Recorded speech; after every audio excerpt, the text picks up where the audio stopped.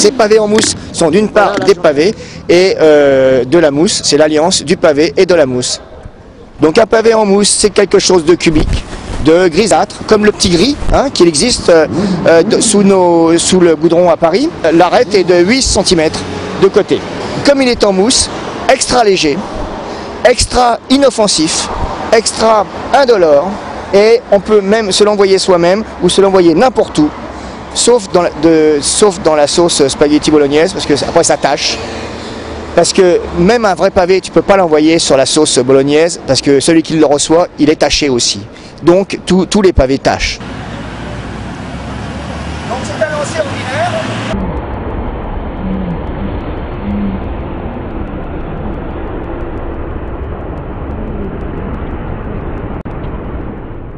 Le pavé en mousse ne va jamais loin, parce qu'il a beaucoup de portance au vent, et donc s'il y a un vent contraire, il est fort possible, s'il est assez fort, qu'on se le reprenne soi-même.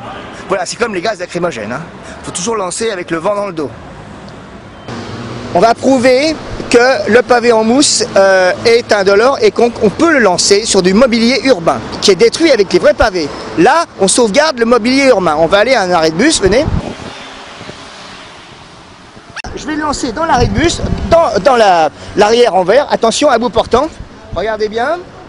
Attention, c'est parti, voici le pavé. On y va. Vous voyez? Vous voyez, ça fait aucun, ça ne fait pas de mal. Et ça a préservé notre écosystème en fait. On va essayer de faire un essai sur j'aime mon quartier, je ramasse. Et à condition de viser, d'être dans la plaque. Hein, c'est ça. Alors, attention. C'est prêt? Voilà. J'aime mon quartier, je ramasse. Et je ramasse. Comme ça. Comme ça, je peux recommencer. Le pavé en mousse, c'est de l'art idiot. Ça veut dire que comme ça combine deux choses impossibles, le pavé et la mousse, c'est quelque chose d'idiot à la base. Mais sur cette idiotie, on construit tout un monde d'art. Et la société est idiote aussi. Donc on est idiot aussi. Attention, feu. Voilà. Voilà. Voilà. Qu'est-ce que tu as pensé du contact? Il fut léger. Contact doux. Ah putain, là j'y suis arrivé. Tiens, je peux le renvoyer? Pardon. On peut y aller. Comme ça, c'est très... Mais il faut les renvoyer aussi. Il faut les renvoyer. Remarquez le silence. C'est tout à fait silencieux. Donc, vous voyez, on s'amuse. Et pendant ce temps-là, la hiérarchie n'est pas au courant parce que c'est tellement silencieux. Faites ça avec des boîtes de conserve, ça fait du bruit. Et au bout d'un moment, on vient. Et vous étiez là, un petit peu somnolent derrière vos ordinateurs. Et tout à coup, vous avez retrouvé la forme. C'est roboratif. C'est vrai.